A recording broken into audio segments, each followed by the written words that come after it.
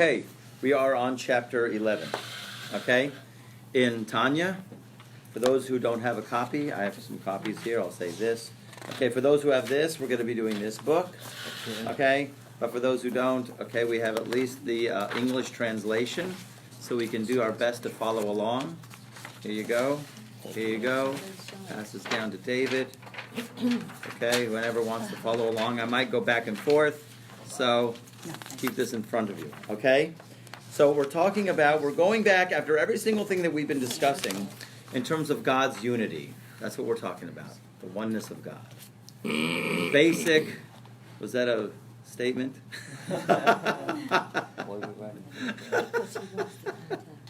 So, when we talk about God's unity, welcome back. Thank you. How's your mom? Hi. She's getting better, thank you. So, we understand that, of course, if we understand that God is all there is, if God is all there is, then how are we experiencing our existence? If we say that God is absolutely all there is, and if we say that when God, so to speak, withdrew himself to make a creation, right? Is that withdrawal a literal withdrawal, or is it a conceptual withdrawal, right? So, of course, we go after the Hasidic masters and most of the Kabbalists. We understand that God's withdrawal to make a creation is not literal. It's only a illusion, okay? So we're here to try to understand the illusion and how it works and how to break out of the illusion. Mostly we want to... The idea of everything that we've been discussing, everything is about loosening ourselves from the grip of this world. It's all about that. That this world, it's like we're in a tossing sea, being tossed, the waves are tossing us this, right? As the ships are in the sea and waves being tossed in all directions, influences all constantly bombarding us, media bombardment and everything like that. So we always want to be able to loosen ourselves from the grip of this world.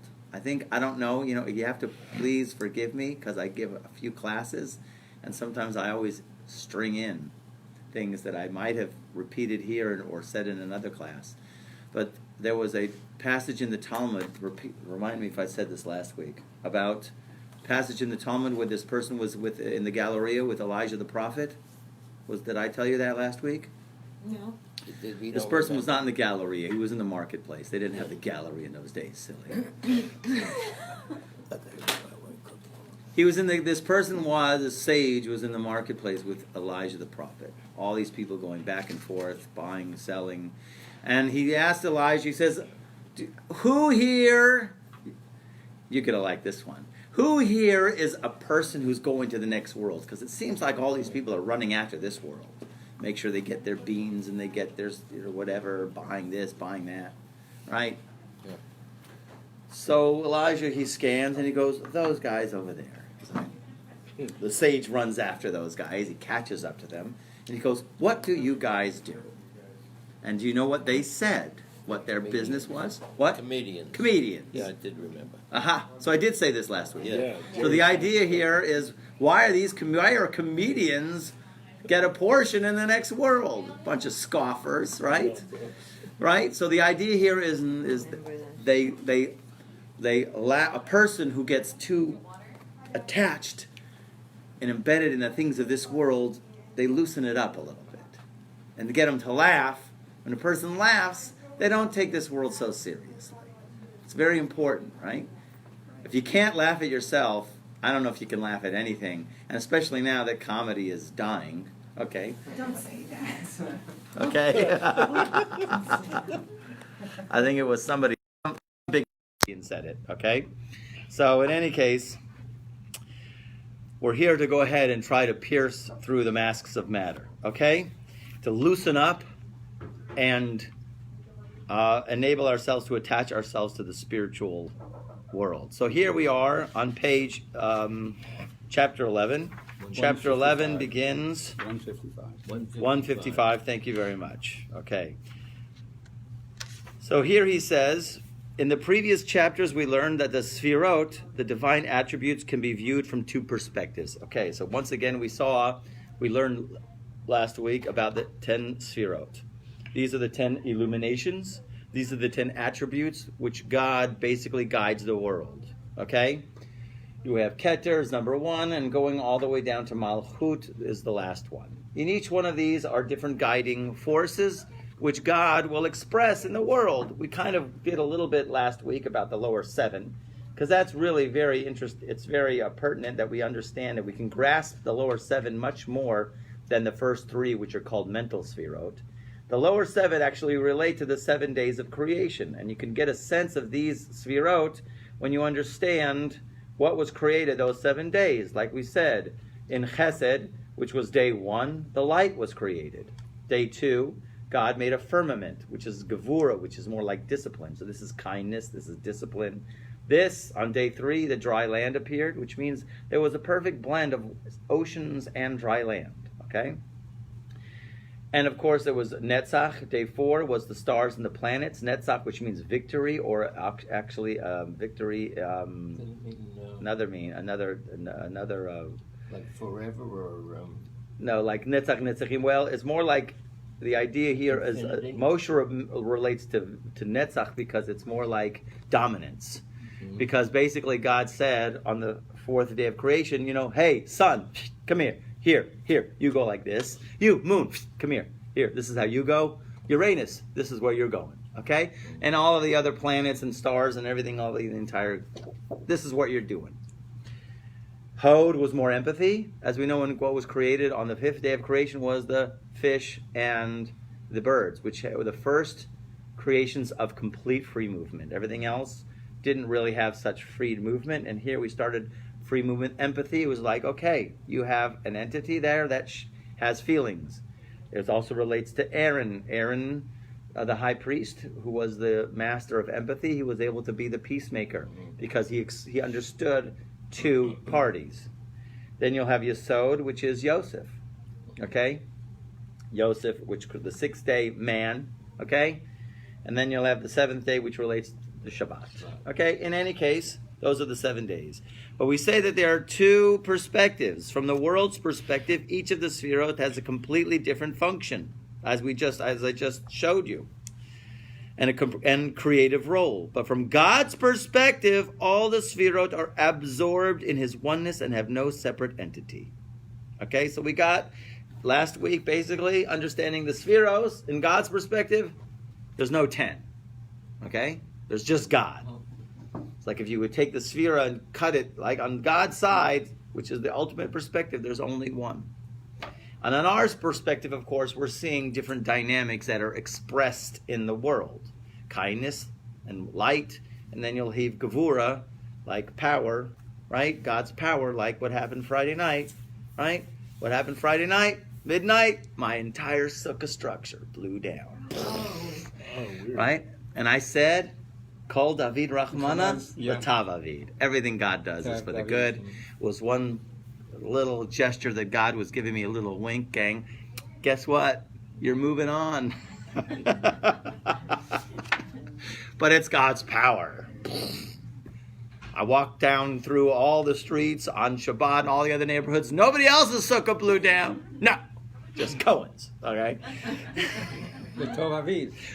All for good. All for good. Okay? So we see different expressions, but on God's point of view, it's all good. Okay? There's God's perspective, and then there's our perspective. So in this chapter, we will learn that the same is true of God's 10 statements, His verbal utterances in the Genesis narrative, which can also be viewed from 2 different perspectives. As we know, the 10 statements, we say, if you look in the first chapter in creation, that there were 10 utterances, and God said, which basically, as we learned in the very first chapter in Tanya, that basically those 10 statements were the things, the energies that made everything and continue to make everything. Okay? So those 10 statements that God said, through which the world was created, are, like the spheros, also only separate statements from our perspective. That's the first line. The 10 utterances that you have in your sheets here, if you don't have the book, The 10 utterances are also designated utterances only in relation to the creatures, only to us. To God, there's no such thing as a statement. Okay? Because if you think about it, what? God doesn't need to say anything. He doesn't need an utterance to make creation. Right? On God's point of view, it's a thought. Right? One of my big friends, one of my great friends, Nachum, he says, why couldn't it be just thoughts? Why couldn't it be God made the creation with a thought? And why couldn't we? Why do we have to speak with each other? Why can't we just do the thought thing? You know, like go back to Star Trek. You know, with those people with the big heads, right? Right? We just communicate with thoughts, right? And maybe it was at one time, but still, we're going to see even thoughts have words. Even thoughts have letters. And what are those letters? What are those words? What are those utterances? Okay? So here, so I'm just going to read his little caption here. Okay? The Sfirot, we say, do not create the world directly. Okay? They do so through the vehicle of divine speech, the 10 statements. As we learned in chapter 1, the Tanya teaches here that the statements have an identity similar to the Sfirot. They are divine powers, which, to some extent, have departed from God's actual self. Departed is quote unquote, and project His energies towards the universe. But from a deeper perspective, they have not departed at all, and they remain one with Him. Since what we call quote-unquote statements are looked upon as outward projections to the actual creations, the notion of quote-unquote statements being one with God is more remarkable than the notion of Sfirot being one with Him. Even God's outward projections remain with Him. In other words, these statements, those 10 statements, are so totally connected to the oneness of God. Only on our perspective do we see 10 statements, but in terms of God, it's really not even a statement. Okay? The following section, we will explore the identity of the statements as separate energies that each have a distinct creative role. Okay? That we're going to see later on. Okay? So here, just going in the text here, if you have it on your sheet. For just as the emotion attributes of the human soul, when they become revealed, when they come to be revealed in action, they come clothed in letters of thought. So do the attributes of the Holy One, blessed be He. Okay? In other words, we have in our part, and we learned this before always, we have basically, in our tradition, we have 5 levels of soul. Right? As we know, going from the lowest, we have nefesh. The level up is ruach. Then you have neshama. Then you have what's called chaya, which means life force. And then you have yechida, which is singular. Okay? Nefesh, resting. Ruach is spirit, is wind or spirit. Neshama, which is breath. Then you have living, and then you'll have yechida. So now, in our world, for us, what we experience are basically only the 3 lower levels of soul in our bodies. As we know, the nefesh expresses itself through our life force, the ruach through our emotions, or actually, what he brings down, the Baal Tanya, our speech. Nefesh is actions, our ruach is our speech, and our neshama is our thoughts. And there are 2 higher levels of thought, which is what he told us here, which is basically 1 and 2. In other words, you exist in a spiritual realm. This is what you look like. Okay? Somehow we look like in our higher levels of being, this is what we are. Okay? This is the image and likeness of God that He made man. And everything that we're experiencing in this world is only a shadow of this. Yeah. But it doesn't look like circles with lines and everything, right? Not at all. They're completely energies. And don't forget, like the Sefer Yetzirah says, these 10 energies or illuminations are called blima, which means without whatness, which means you're not going to figure them out. Okay? It's these only what comes from them can we get a sense of, but really their essence, it's so connected to God and the oneness of God, we cannot put words on it. But then you can put an experience on it. An experience, yes, but no words. Okay? They cannot be put into words. Okay? So the idea here is, just as the emotional attributes, and he's referring to these, of the human soul, when they come to be revealed in action, they have to come clothed in letters of thought. I'm just going over that statement again. And the same thing is by the attributes of the Holy One, blessed be He. For example, the attribute of kindness and mercy. Everybody has that aspect inside of our deep, deep parts of our soul, is this attribute that we have of being kind and mercy. At least a lot of us do. I tend to doubt that for some creatures. Okay? It's there. Elima. You got to find Elima. it. You got to find it. You got to search until you find it. Even in that guy way, whatever. Okay, so I won't mention names. Okay? For example, the attribute of kindness and mercy of the soul cannot become revealed indeed unless one thinks about and contemplates doing an act of charity and kindness in actuality. In other words, like anything, how we function is we have to think it first. Before doing an act of kindness, there's something has to come up in our mind. I'm in the grocery store. I see those guys. The one guy, he has a cane and he's on that, what are those kind of wheelchair kind of things? Those electrical carts. And he's looking up there and I see him, he's trying to, and I'm like, hey, do you need me to help you reach something? Right? Right? And he needed me to help him reach something. But first it had to be a thought in my mind before I was like gonna say something. Can I help you? Okay? So, for one cannot act without thought. You're going to have a thought first. That's just how we function. And if one commands another, that's just going from thought to action. Here, I asked the guy if he needed help, but if I would see that he's trying to reach it, I don't need to say anything. I just reach it for him. In other words, I did the action, but that action wouldn't come if there was not a thought before. Clear? That's kind of goes without saying. And if one commands others to perform an act of kindness, as the king, right? Like the king, he's going to tell somebody to do something. Then the attribute of kindness and also the letters of thought clothe themselves in the letters of speech. And likewise is it when one speaks words of kindness and compassion to his friend. In other words, if you're going to ask somebody to do something, let's say coming from the deepest part of our sense, our sphere of chesed, okay? So we're going to ask somebody to do something. Of course, when we ask somebody, it's going to be a thought first. We're going to translate it into words. From those words, of course, is going to be a series of letters, and those letters are going to communicate that to someone else, okay? In other words, what he says here is the letters of thought, which is kind of different letters. Just got to get into the idea of letters here. Clothe themselves in the letters of speech. So you have to think now, what are letters of thought? What is a letter of thought? Because usually you just give a thought and you might react right away, right? And you didn't get a ticker tape memo, right? It didn't come out like a series of letters, but there was a thought, right? So obviously there's something called a letter of a thought, and it doesn't necessarily take a shape or a form, but it's coming from a very sublime place. Mind if I ask a question? Go ahead.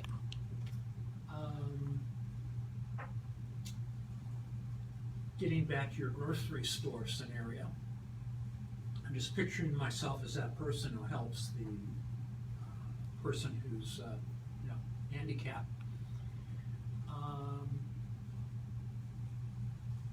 Do you think it might be God talking to me and putting the thought in my mind? In other words, this has happened before. It's as if God's saying to me, Mark, that would really be a nice thing to do. And you have a godly soul. Maybe, not to impress me, but, doing a mitzvah here would be really nice. So then I go ahead and approach the person, and I get the item for him. I mean, I'm not saying it's an audible voice, but it's kind of like, I don't even know how to describe it. I got it. But it's like, I'm smiling because I had this discussion yesterday with somebody. Okay. Yes. It's as if it's the still small voice of God. And you could look at it like that, okay? The thoughts do come from God. I will say that.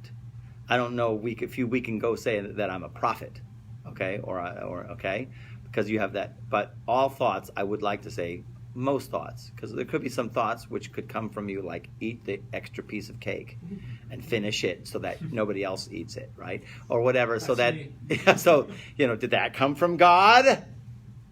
How do you know what comes from God? How do you know?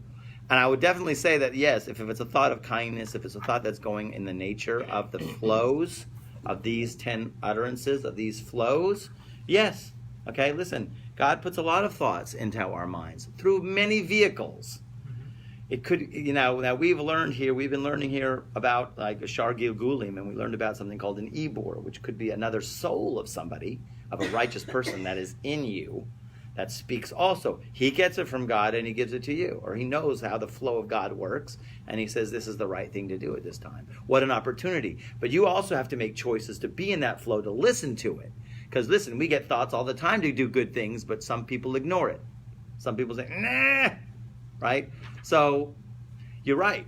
God does speak to us through us, I would like to say. But then again, you have to be very careful not to become you're the prophet and you know what to do and you tell somebody else what to do. God told me so, right? God said, no. Then it gets into ego and then you've lost it, right? So in other words, it might be still small voices, but, we have to know how to take those. Yeah. Well, I want to tell a short story, but not record it. Okay. So I just got back from vacation to Hawaii, right? Yeah. So we've been over 100 and some cruises. We're first time at an all-Jewish table. Okay, and really amazing. Cool. At this table was this lady in her 50s and her daughter, who's 14. When the mother was pregnant, this is her only pregnancy, the husband dies from an accident, athlete, 6'6", handsome guy. The mother develops a very rare syndrome during pregnancy where all of your organs shut down. And in order to save the mother's life, you have to stop the pregnancy immediately. So they opened her up and they took out this 1 pound. Oh, you told us last week about this. No. So I told you a little bit about it. And Maybe so... Maybe us after the class. Yeah. And then, so here's this girl at this table. She survived $2 million later and 14 months in ICU and whatever it is. You couldn't pick her up for months because she had gadgets and monitors and all. Okay, so the heart opened. There was an opening called the PDA. It closed, and she's normal mentally, intellectually. Now here she is sitting with her mother. And she's 14. She's 14 now. The paternal grandparents don't have anything to do with her because her son died, and somehow they link that. And so she had only the maternal grandparents, and they died 3-4 years ago. So there she is. So she's sitting at the table with me, and she's shy. So she attached herself to me somehow. And so there we are. So I would play with her at the table. I'd take the flowers, I'd put them on her, or if she coughs, I'd give everybody's napkin, I'd give them all to her. I say, I read the menu, I'll eat your dessert. We ever had all this kind of fun. So my wife saw what we're doing. So she said to this girl, if you would babysit him, I could get some relief. So anyhow, she volunteered to babysit me. And after I was taking ukulele lessons, and after I took them, she met me there. We went to buy her an ice cream. But first I had to go through the photo gallery, and there was a picture of this girl and myself that, they come around to the table and take the picture. She said, my mother already bought it, but you don't have to. So we go out, and I had a feeling that she sort of wanted me to have that picture. I said, I just kind of think you'd like me to own that picture. She said, yeah, I would. And I said, well, I wouldn't know how to find it. She said, I can find it. And she was running back, and I'm chasing her back. We buy the picture. Then we get on the elevator, but waiting for the elevator, I asked, because I'm bashful. So I said to everybody waiting, I go, you want to see her picture? So I take it out of this thing. Everybody loves, she's so cute and all this. Then we get in the elevator. I said, some of you probably haven't seen the picture yet. So they want to see it. Then we get in line I asked the guy for ice cream in Indonesian. I thought that would impress her. But while I'm in line, everybody in the line had to see the picture, and this guy had to see it. And we formed this great bond. When she got to dinner that night, she said, he showed my picture to half the ship, And when we got ready to say goodbye, she's hugging me. I could put my hands up. She's still clinging to me. And she takes an extra elevator trip with us for more hugs and bye. She wrote to us before I even got home, 3 emails from her and her mother. And her mother wrote my wife and said, thank you for including us in our family. And she says, now my daughter has grandparents again. Oh, So we're so touched by that. So they live near Southern California, near Los Angeles. So we're going to make a special trip just to go out there, and we have to be in Las Vegas or something. So we'll all get together again. How can I not? And we bought her in Hawaii a little shirt that says all the islands on Hawaii. So Mother says she wore it to school. See? So You're a grandparent. So now I've got You have an adopted adoptive granddaughter and possibly an adoptive daughter. That's beautiful. And there's 2,500 people on this ship. How are we going to sit together at this sitting? And No coincidence. So you say no coincidence. No coincidence. Isn't That's that all. something? It's all God's Yes, plan. you have a merit. I mean, You have a and I merit. really feel attached to this little girl. Yeah. That's amazing. You see what comes through us. Amazing things. Okay. Never expected in my wildest dreams. Thank you. Thank you for sharing that. All right. So we see that a lot of times the things come through us from places we cannot fathom, right? But he's telling us that there's something called these letters of thought that will dress into what we call a letter of speech. Okay, now if it's expressed in words, and sometimes, it could just be speech, it's just to say good things to your friend. And those letters of speech that you say good things to encourage people, if not just playing with somebody, right? They help build people up, and they also are expressions of kindness that come from the deepest places of our soul, okay? But they come through channels, okay? So let's go on here in the text here. So figuratively speaking, let me just see if there's something here to bring a note out. Just 1 second. So he calls it here, his language here in the commentary, it brings down on the bottom of 156, okay? The transition between prelingual, that's what he calls it, a prelingual, which is a whim of the soul, to a tangible action may also involve speech between thought and action, but the speech merely discloses the quote-unquote letters which were already present in thought. And this will become significant later when we draw a distinction between divine thought and speech, okay? So here to go on here, okay? Go back in this text here. So figuratively speaking, when the attributes of the Holy One, blessed be He, reach the level of their revelation in their action in the lower worlds, this revelation and the flow of this action is called an utterance and combination of letters. For there can be no action proceeding from His attributes without the intermediacy of combinations which are called letters. So just to cut to the chase here, to understand letters, as we know that from, obviously what he's saying here is from these 10 sfirot are going to issue letters. Actually, if you look at this chart here, which you can get in the Sefer Yetzirah, you'll see there's these 10 sfirot, and then there's these lines which combine it. These lines which combine are how many total? 22. These are the letters. The tension between the sfirot are these 22 creative, primordial energy fields. They're energies. The letters are energies. And they come out from the sfirot. And the different combinations of these energies are going to make whatever's going to be manifest. And he's going to give us some examples here. Okay? So from the divine flow, actually it's really bizarre because here this is called like the tree of life.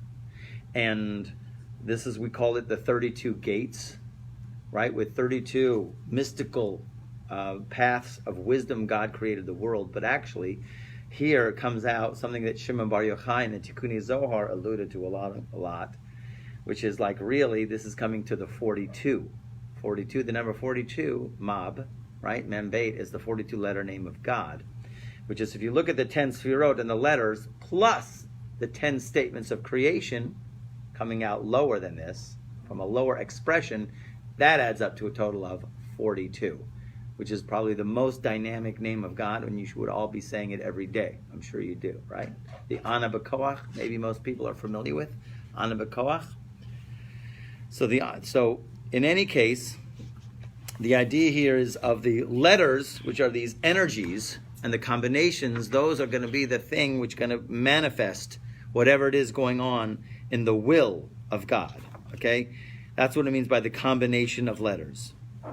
For instance, as he's going on in the text, for the creation of light, from the attribute of kindness, as we know that the first day of creation was what? God said, let there be light. Right? So God said, let there be light. That came from kindness. There issued from it a flow of action and a power with which to produce and create light. And the flow of this power and this life force is designated what's called an utterance and combination of letters, i.e., let there be light, quote unquote. Although they are not like our letters of thought, God forbid, nevertheless, they are a phenomenon which indicates the bringing into existence from the light from nothing, meaning something from nothing. It brings out something from nothing, okay? So this is an interesting idea that you have to understand, but there is a connection. When we think of God's thoughts, our thoughts are not God's thoughts. God's thoughts are much more sublime, okay? But we do have the idea here as of a flow that God made these utterances that come from these energies. With God, they're all one. But how, from our point of view and our perspective, it comes out like it's an utterance. Okay, but that's only from our perspective. Okay. I have to put this sign up and be killed by the copyright.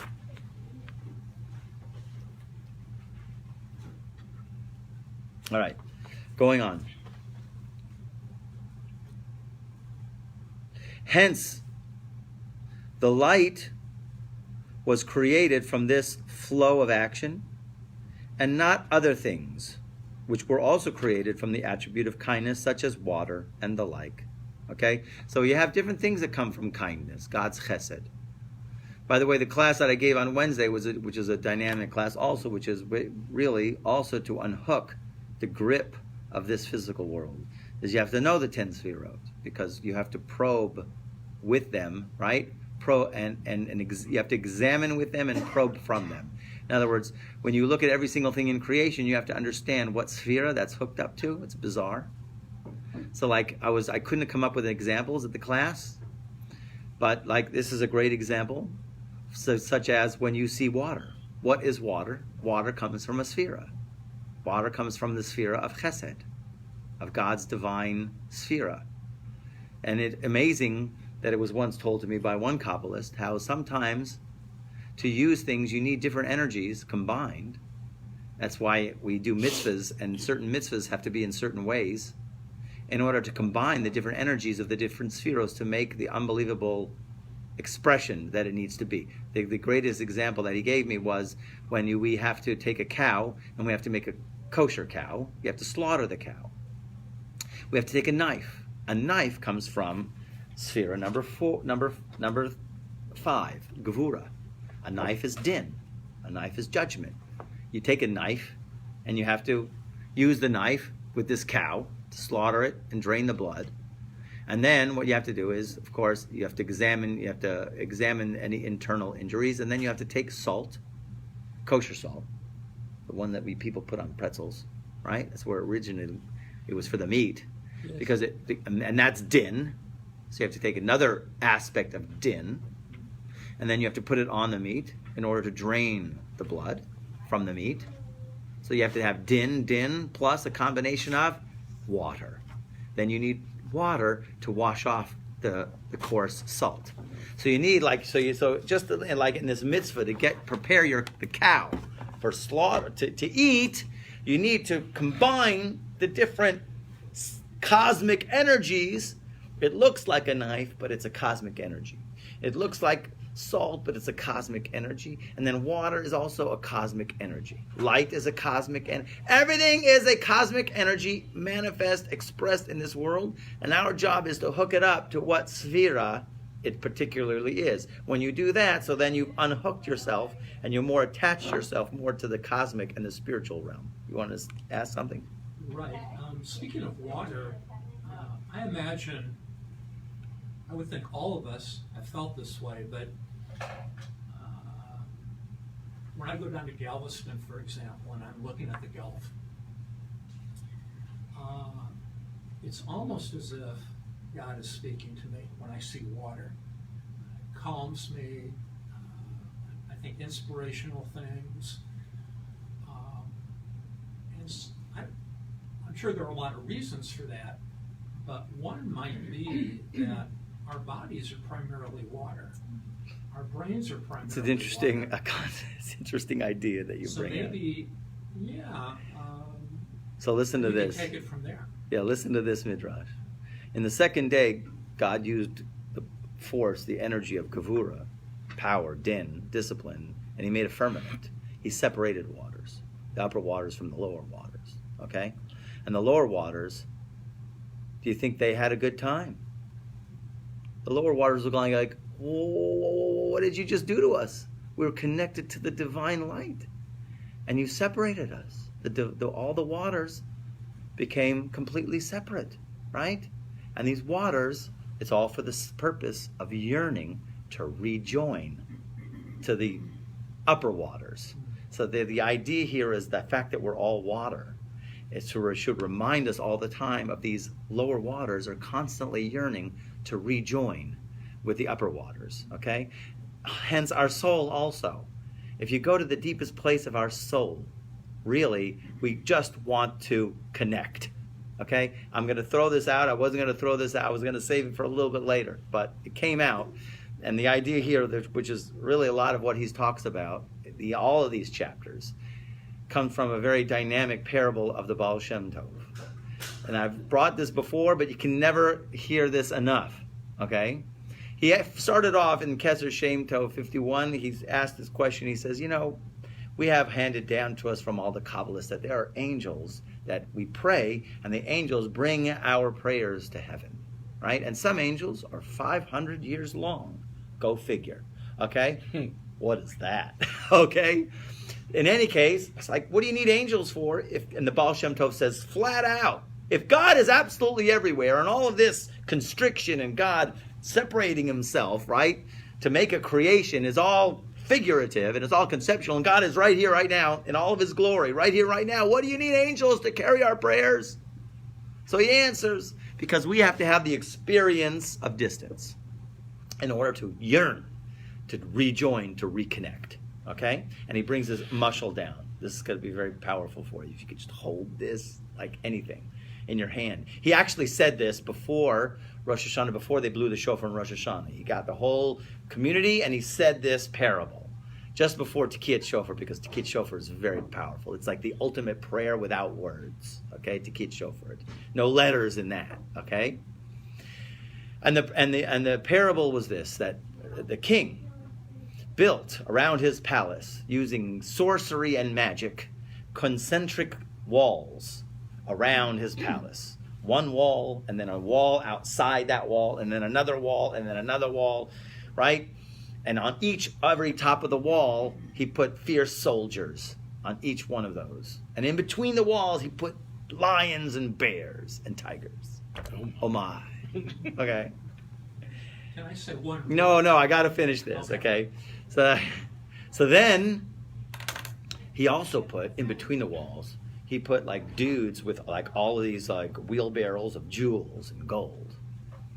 And then he made an announcement in the entire kingdom, whoever wants to come to me, whoever can come to me, I will give them an unbelievable treasure. They'll have every single thing they want, and they'll have a position in my court right next to me, second to none. And of course, people come and they see the walls and they go, whoa, right? Some people like shine and they go home, right? Right? And some people know we can do this. And they scale a wall and they fight the soldiers, and then they go down to the next wall and they got bears to fight and lions, and then all of a sudden, as soon as they finish that, this guy comes out, old man with a little wheelbarrow, and he's got these jewels, and he gives them like all these unbelievable jewels and gold. And the guy goes, well, I'm rich. I'm going home. Pretty cool, right? Of course, the guy scales another wall. Some people are scaling this wall, and then they get more. Sometimes they got so much jewels, like I can't even make it back. If I wanted to, I'm so loaded. I got to go back. So they go back with that. So through all this, how many people are turning back, either because of the soldiers or because of the animals? And each wall is higher and more fierce soldiers than the next. But there's one person. He keeps going. Who's this? The son of the king. The son of the king is fighting these soldiers. He's fighting the animals. The guys come out with the wheelbarrows offering Joel. He throws them down. I don't want this. I just want to be with my dad. I just want to hang with my father. And so he's fighting, and finally he's letting out these screams. He's going like, Dad, Abba! He's going, Abba! And his father, of course, who's like in the court, he hears his son's pathetic cries, right? And all of a sudden, in one instance, all the walls, all the soldiers, all the animals are just gone. And here's the son right there before his father in the court. Right? Now, the parable is kind of obvious that there's no spot where God is not. He is right here, right now. And the idea here is to overcome the illusion of distance. Okay? That he is right here, right now. And that there's nothing separating us, right, from the completeness of God. There's, as my dad says, there's no place where the completeness of God ends and I begin. To come to that with a full realization, right? And then how do you feel, right? And then what's your relationship, okay? So the idea here is it's all an illusion. But of course, it's an illusion that has meaning, and we have to work to overcome it with everything we got. And he gives us clues here, okay? Because he talks about light and he talks about chesed because it starts off with baby steps. We have to understand that every single thing in creation hooks up with a spiritual energy in one of these 10 sefirot. He just told us, got through telling us that, here light comes, but that's a certain letter combination. And water comes. That's a different letter combination. And these are just the combination of the energies. It's wild when we think about it, okay?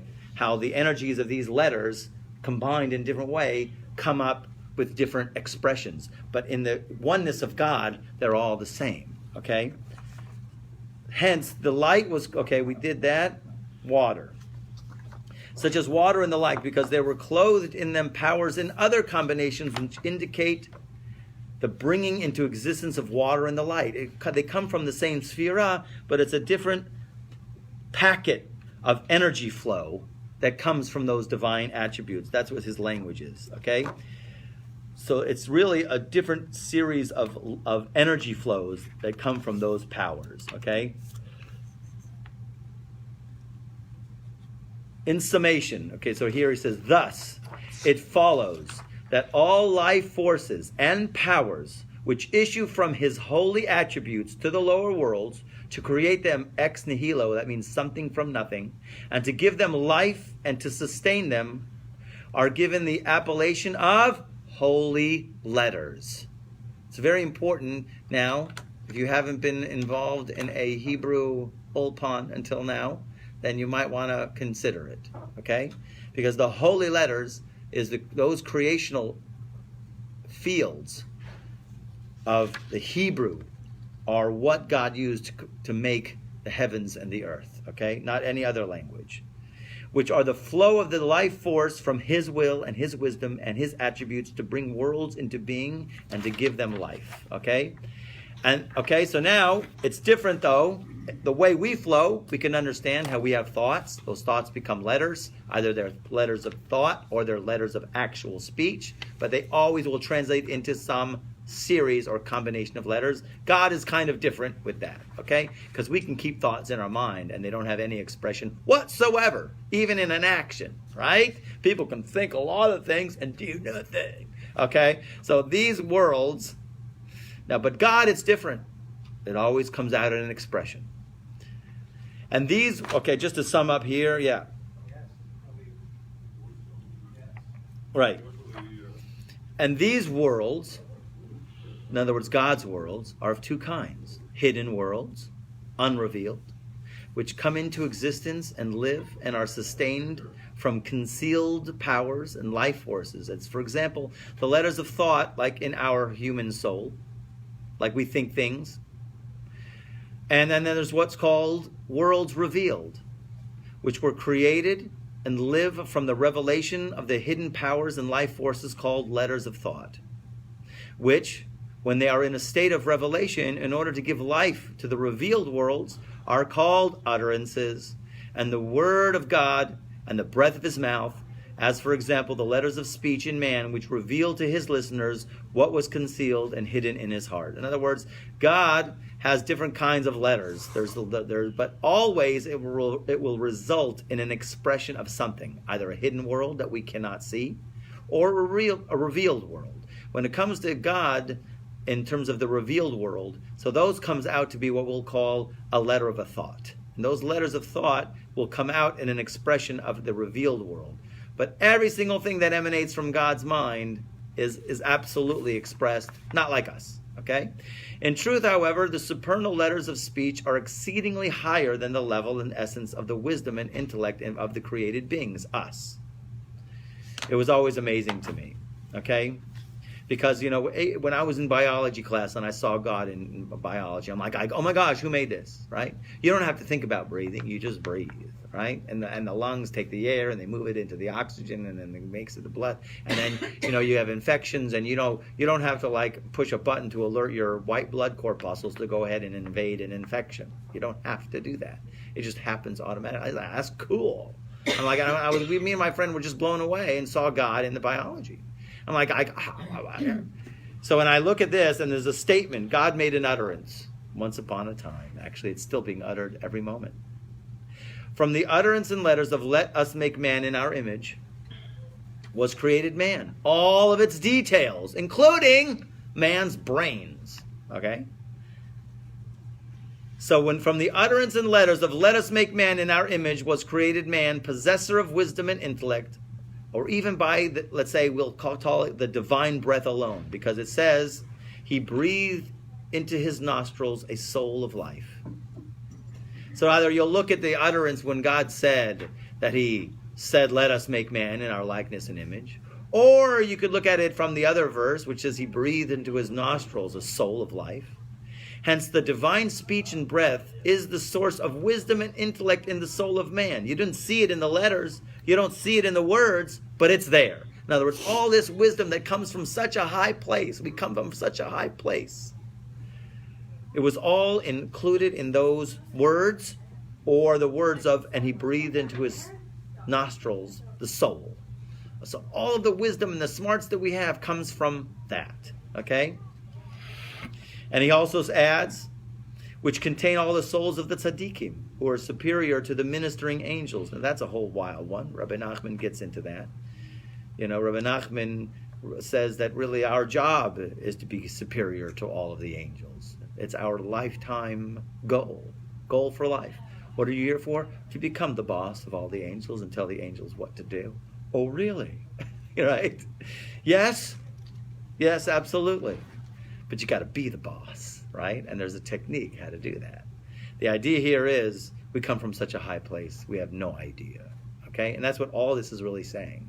When God breathed into his nostrils the breath of life, we come from such a high place.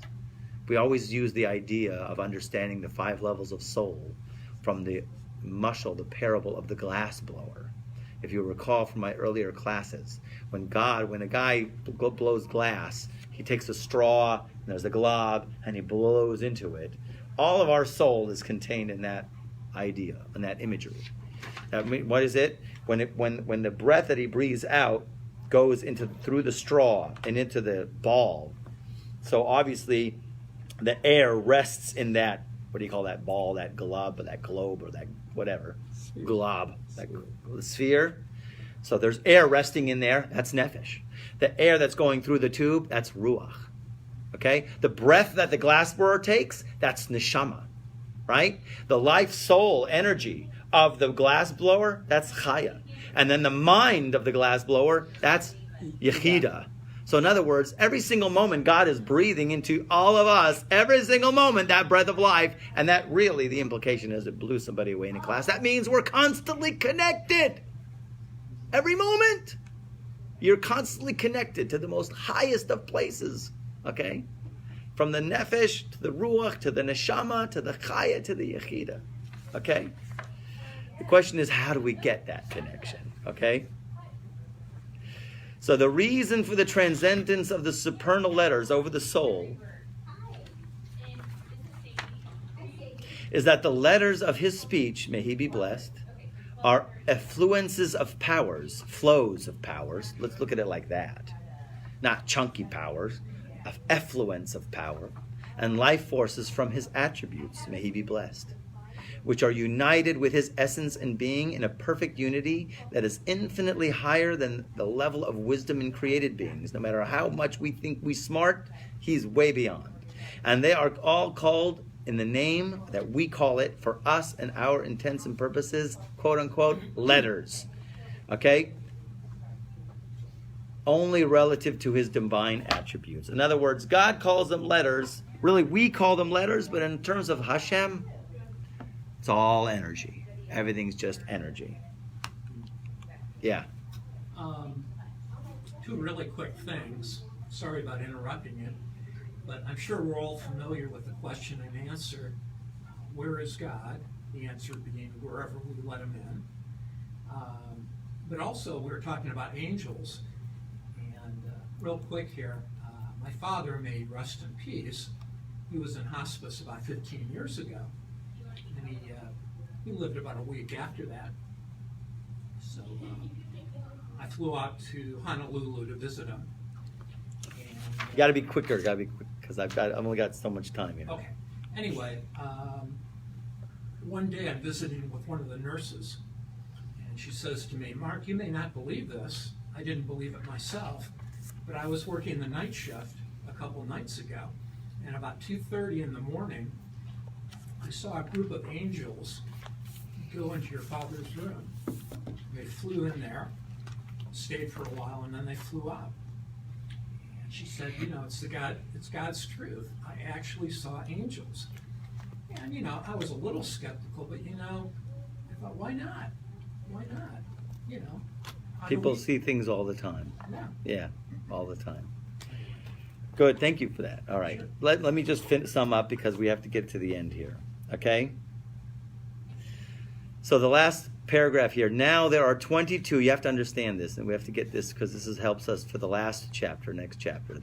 Because what's the connection? Because basically we talk about God's letters and our letters, and where do they connect? Because it seems to be God's thoughts and God's letters or his creational energies. How do we connect to those? So he says here in the last paragraph, now there are 22 kinds of effluences of life forces and powers because there are 22 letters. The letters are very powerful, okay? Differing one from the other, by which all the higher and lower worlds and all the creatures in them were created. We are all created from these 22 energy fields. For so it arose in his will and wisdom, may he be blessed, to create the world with exactly 22 kinds of different effluences, neither less nor more. Okay? And these are the 22 letters which are fixed in the mouth and tongue, as we have learned in the Sefer Yetzirah, right? And their written shape indicates the form of the flow. And there's lots to talk about. I'm telling you, the huge classes we can go into just the letters in terms of the shapes of the letters. And then there's the sounds of the letters. Our letters have two basic forms to them: a shape and a sound. Okay? For the letters of speech and thought in the human soul are also outflows from the essence and being of the intellect and emotion attributes of deeper place from us from within, as explained elsewhere. Just to finish off here. As the Baal Shem Tov taught, just as there are 22 letters in the words of Torah and prayer, so too all material, physical things in the world have 22 letters, through which the world and all its contents were created. Okay? And these... Now, the idea here is it brings down from Sefer Yetzirah something interesting for meditative purposes. Okay? Now, I said that the letters come in either physical form, and there's such depth to each letter. Like the letter Aleph. If you look at the letter Aleph, right? Aleph is created from, I don't have a pen on me. Aleph's created from, and I don't have a blank paper either. Okay? Aleph is created from, let's just do this. I'll do this. Twist. It's a twist. A switch and a twist. I got it. Aleph, that's good. It's good. Aleph, right? My bad, Aleph. Right, is created from 2 yuds and a vav. Right? 2 yuds and a vav. Right, 2 yuds and a vav, if you add them up numerically, that means 26. 26 is the name of Yud Kei Vav Kei, of God's name, right? Also, there's so much that goes into this Aleph, it's unbelievable, okay? Like you said, here's the firmament, and here's the lower waters and the upper waters, okay? The lower waters want to become to the upper waters. Really, if you want to look at yourself in primordial form, you're an Aleph, because why? We start here in the lower waters in potential. Okay, we need to go through this firmament in order to reach our actuality, to become actualized, to become the upper Before there was yud. a lot of pollution in the lower waters. No pollution whatsoever, clean air, clean water. Okay? And the idea of the flows, there's so much to go into. The idea here is, though, the Sefer Yetzirah does, if you want to use it for your meditation, he does go into something very dynamic. If you want to influence something in the spiritual realm, let's say you want somebody to grow spiritually, so you'll use the sounds or the names of the letters, like Aleph or Ah. If you want to influence something in the spiritual. If you want to influence something in the physical, so then you will meditate on the shape of the letter. Because the shape of the letter has its more dynamic expression down here. Okay? So as we said last week, it's bizarre. It's all in the letters. And like we looked at the projector screen, and the screen, the projector, and the film, the world is constantly being projected, and those letters are constantly projecting every single thing in creation. So hence, if you say something in Hebrew, such as Shema Yisrael Hashem Elokeinu Hashem Echad, right? Instantly, you've made a vibration, and that vibration hits every single thing around you and elevates every single thing around you, totally. And only in order to become elevated and to elevate existence. Okay, those who need to go can go, but I'll share this last thing with you in this week's Parsha from the Orach Chaim. Brings out something interesting. And the days of Yaakov became shortened. He asked the question, the days of Yaakov were shortening.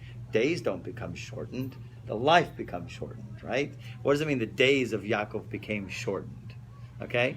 So it brings down the whole idea, the concept of we are here to elevate sparks. We're all here and we have a certain number of sparks that we have to elevate. And you don't know the number, okay, of those sparks. Every day, a different spark. Every day. Let's look at it every day, a different spark. And when a person comes towards the end of their lives, there's no more sparks to elevate. Hence, that's why he explains a person towards the end of their life gets weakened. They get weaker towards the end because there's no more sparks to elevate. And then they know that their days are numbered. Interestingly enough, they do bring down something interesting. It was shared with me that before, a lot of times, a lot of people, I can't say everybody, but they get a certain boost of strength before they pass away. So that's because all of the sparks that he spent his entire lifetime and now come back down to go ahead and try and greet him before his passing. So he gets an extra boost of energy, and then, of course, then they leave to go ahead and to bring the rest of him up. Bizrat Hashem. The person should elevate the sparks that he's supposed to elevate, because if he doesn't elevate those sparks, if he didn't polish all those stones that he needed to, because the letters are stones that need to be polished, then he has to come back down. He says, oh, great, you did 30,000, pretty good, not bad. You did 20,000, you sucked. You got to come back down and polish those stones again, okay? So hopefully, God willing, we should all merit to polish those stones, okay?